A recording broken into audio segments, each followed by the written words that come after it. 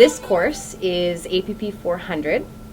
And what it stands for is audio post-production. Basically what it is it's a focus on sound for film. So a lot of the courses that these guys take here at Cato is based on music production and electronic music and that kind of thing. But we do have a few courses here that are focused on film, or sound effects for film. So everything from scoring to actually doing the sound effects. And this is what this course focuses in, is sound effects. So there's 5 elements to a sound in a film. So that's it's music, dialogue, ambience, sound effects, and Foley. So the real big difference here that a lot of people get confused is the difference between sound effects and Foley. And sound effects are something like what we're doing here is we're just recording sound effects and putting them into a library that can be used at a later date for other projects. There's a huge market for it. People spend thousands of dollars on sound effects libraries, like what we're putting together here.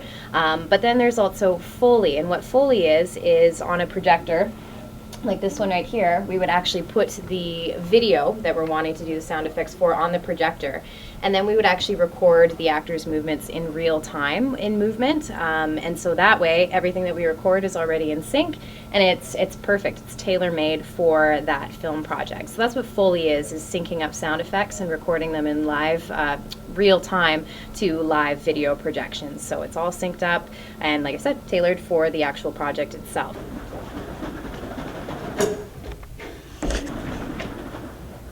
He's so gonna hit himself. I'm more afraid of hitting the mic. One shot, one take at this. That's it. Whoa.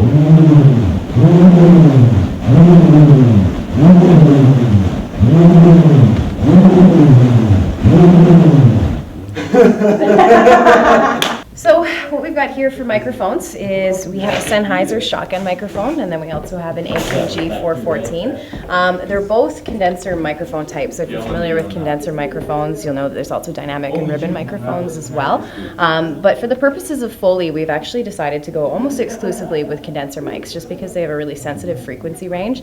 It allows us to pick up all the little sensitive bits of sounds that other microphones may not be quite as sensitive to. So it's perfect for full frequency spectrum of sound effects. The nice thing about condenser microphones as well is they have what are polar patterns, and polar patterns allow for basically to think of it as the lens of a camera, for an example. So what are you actually taking a picture of with your microphone for sound effects? So you can have a really, really wide angle shot of a scenescape with this type of microphone here with the 414. It's got everything from cardioid to omnidirectional. So it'll pick up all the sounds in a space if we want it to, which can be good or it can be bad. If we're wanting control over sound effects, we don't want to have any of the environment introducing any kind of colorations to the sound, like reverb, for an example. So this guy down here, the shotgun microphone, has a really, really tight polar pattern. And this one is fantastic in that it pretty much just picks up the sound effect. It doesn't pick up anything else.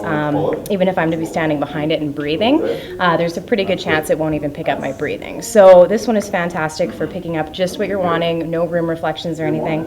And then in post-production, we can always add reverb or whatever sound qualities we need for the effect. So generally, when we're doing Foley work, it's the shotgun microphone all the way. It's also one that's typically used in the production stage of film as well. So it just makes sense for continuity purposes to use the same microphone all the way throughout as well, so you don't get different sound qualities there too. So that's kind of the 2 microphones that we really use a lot in this course, but of course the Cato Cage has, you know, dozens and dozens of microphones to choose from, so we're pretty lucky here.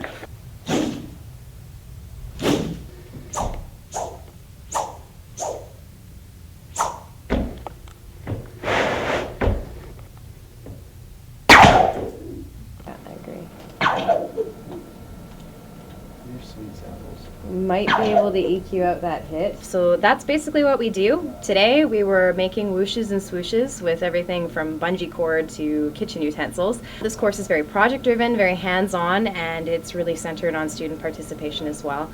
Lots of laughs. You got to be able to laugh at yourself because, again, you've got to be willing to, you know, take chances, probably fall on your face, but make some really cool discoveries along the way as well. So.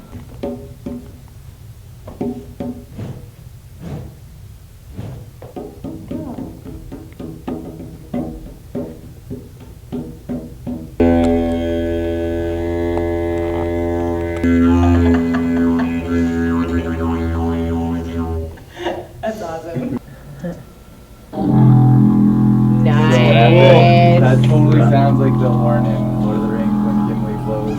Yeah, in the second one. Giant Before they ride out of the